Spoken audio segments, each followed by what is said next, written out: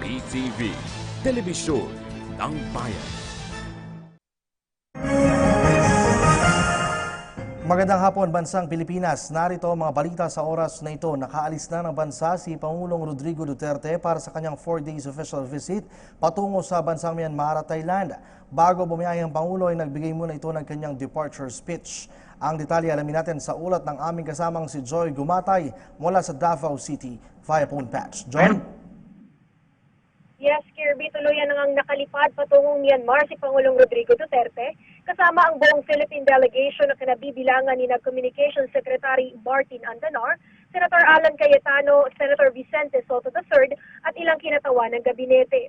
Sa maikling departure speech ng ating presidente, binigyan din niya na prioridad na pag-uusapan ang issue ng trade and investment tungo sa pagkamit ng mutual economic growth ng dalawang bansa.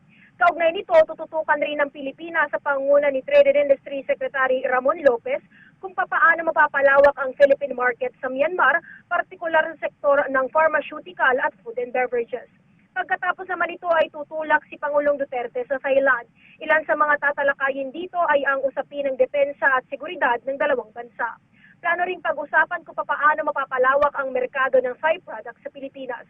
Samantala, sa kabila naman ng maikling panahong pananatili ni Pangulong Duterte sa Myanmar at Thailand, ay maglalaan pa rin siya ng oras para makipagkita sa mga Filipino migrant workers sa mga nabanggit na bansa. Binigyang diin ng Pangulo na ito ay para makapagpasalamat sa kanilang suporta at para ma-update sila sa mga pagbabagong nagaganap sa ating bansa sa ilalim ng kanyang administrasyon. At yan ang ating pinakahuling ulat mula pa rin dito sa Davao City para sa PTV Newsbreak. Joy Gumatay.